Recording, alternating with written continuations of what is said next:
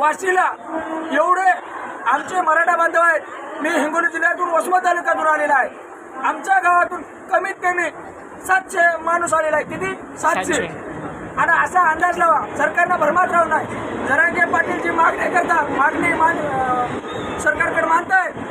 हे जे विखे पाटील, नितेश राणे साहेब, दुसरं ते परिणय फुके कोणत्या भाजपचं, अरे आमदाराला काय कळते का? 50% वरचा आरक्षण तिकीटच नाही. आता या लोकल ट्रेनला आम्ही प्रवास करतो. आम्ही येतो होता वाशू. त्या लोकल ट्रेनमध्ये कोणी आहे की सुशिक्षित माणसाला विचारायचं 50% वरचा आरक्षण तिकीट आहे का? कायदे तज्ञाचं सोडावं, कायदे तज्ञांना तर सगळं माहीत आहे. पण जनसामान्य माणसाला विचारायचं की 50% आरक्षण तिकीट आहे का? तिकीटच नाही. मग आम्ही 50% वरची मागणी केलेलीच नाही.